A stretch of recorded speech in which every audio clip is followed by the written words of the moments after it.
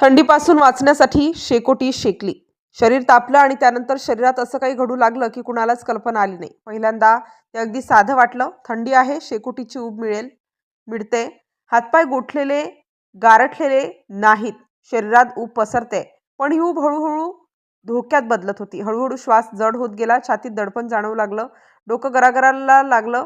डोळ्यांसमोर अंधुक व्हायला लागलं. डोळे उघडे ठेवणं कठीण झालं. कोणालाच कळलं नाही की ही थकवा नाही, ही झोप येत नाहीये, ही चेतावणी आहे. आणि मग झोप आली. पण ती साधी झोप नव्हती. ती झोप अशी होती ज्यात शरीर शिथिल होत जातं. मेंदू हळूहळू बंद पडतो आणि माणूस आपल्या नकळत मृत्यूच्या दिशेने जातो. ती झोप अशी होती की ज्यातून काही जण कधीच उठले नाहीत.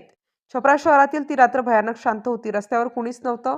दाट धुके सर्वत्र पसरलेलं, कडाक्याची थंडी हाडांपर्यंत बोचणारी. आणि अंबिका कॉलनीत एक घर आतून पूर्ण बंद. दारं बंद, खिडक्या बंद, हवेचा एकही मार्ग नाही.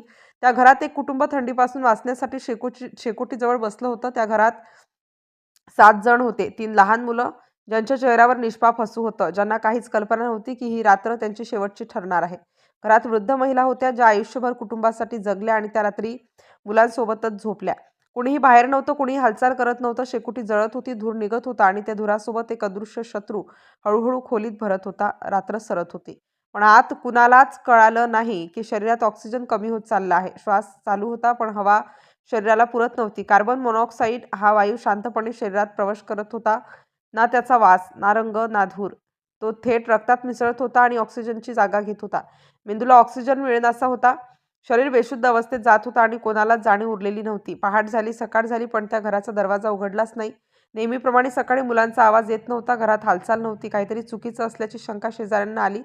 शेजाऱ्यांनी हाक मारली, "काय झालं? दार उघडा." पण आतून कोणतंही उत्तर आलं नाही. दारावर टकटक झाली, पुन्हा. तरीही कसलाही प्रतिसाद नाही. शेवटी दरवाजा उघडला गेला आणि आतलं दृश्य पाहून लोक अक्षरशः हादरले. घरात अस्वाभाविक शांतता होती. 7ही जण जमिनीवर, काटेवर जिथे तिथे पडलेले. कुणी हालचाल करत नव्हतं, कुणी डोळे उघडत नव्हतं, कुणी श्वास घेतोय की नाही हेही कळत नव्हतं. घाबरलेले शेजारी ताबडतोब मदतीसाठी धावले. सर्वांना तातडीने छपरा सदर रुग्णालयात नेण्यात आलं. डॉक्टरांनी तपासणी सुरू केली. ऑक्सिजन दिला, प्रयत्न झाले, पण काही क्षणातच 4 जणांना मृत घोषित करण्यात आलं. 3 लहान मुलं, तेजस, गुडिया, आर्या, ज्यांचं भविष्य आताच संपलं. आणि घरातील वृद्ध महिला कमलावती देवी. 4 जणांचे प्राण गेले. उरलेले 3 जण मृत्यूच्या दारातून कसेबसे वाचले. पण प्रश्न एकच होता की कोणतीही जखम नाही, कोणताही स्फोट नाही, कुठेही आग लागली नाही. मग मृत्यू कशामुळे? पोलीस तपास सुरू झाला. डॉक्टरांनी कारण शोधलं आणि जे कारण समोर आलं ते ऐकून सर्वजण हादरले. थंडीपासून वाचण्यासाठी शेकोटी शेकल्यानंतर बंद खोलीत झोपल्यामुळे कार्बन मोनॉक्साईड हळूहळू शरीरात साचत गेला. हा वायू माणसाला कळतच नाही आणि थेट मेंदूवर हल्ला करतो. शरीराला ऑक्सिजन मिळेनासा होतो. माणूस झोपेतच बेशुद्ध पडतो आणि वेळेत मदत न मिळाल्यास प्राणही जातात.